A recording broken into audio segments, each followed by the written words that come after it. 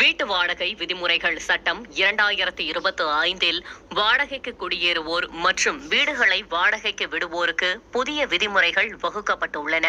இச்சட்டம் வீட்டு உரிமையாளர்களுக்கு பல புதிய கட்டுப்பாடுகளையும் வாடகை செல்வோருக்கு புதிய விதிமுறைகளையும் கட்டாயமாக்கியுள்ளன.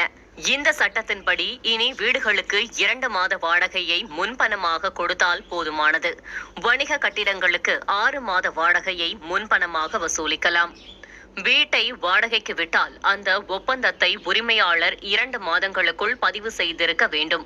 இல்லையென்றால் 5000 ரூபாய் வரை அபராதம் விதிக்கப்படும். ஆதார் அடிப்படையில் மின்னணு சரிபார்ப்பு முறையில் ஒப்பந்தங்களை பதிவு செய்ய வேண்டும். கைப்பட எழுதி கையெழுத்திடக்கூடாது.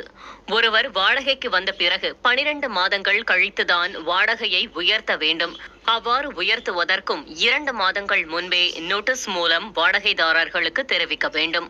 வாடகை இருக்கும் வீட்டில் பழுது ஏற்பட்டால் உரிமையாளர்கள் 30 நாட்களுக்குள் சரி செய்ய வேண்டும். இல்லையென்றால் வாடகைதாரர்களே அதனை சரி செய்து கொண்டு வாடகை தொகையில் கழித்துக் கொள்ளலாம். வாடகை இருக்கும் வீட்டை சரிபார்க்க உரிமையாளர் நினைக்கும் போதெல்லாம் நுழைய முடியாது. 24 மணி நேரத்திற்கு முன்னதாக எழுத்துப்பூர்வமாக எழுதி கொடுத்திருக்க வேண்டும். வாடகை செலுத்தாமல் இருத்தல், சேதம் ஏற்படுத்துதல் என குறிப்பிடப்பட்ட காரணங்கள் இல்லாமல் வாடகைக்கு இருப்போரை காலி செய்ய வற்புறுத்தக்கூடாது.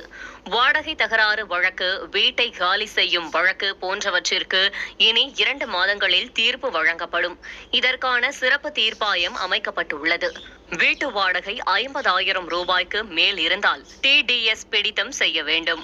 சிறிய அல்லது நடுத்தர வாடகை வீட்டினருக்கு TDS விலக்கு வரம்பு 6 லட்சம் ரூபாயாக உயர்த்தப்பட்டுள்ளது.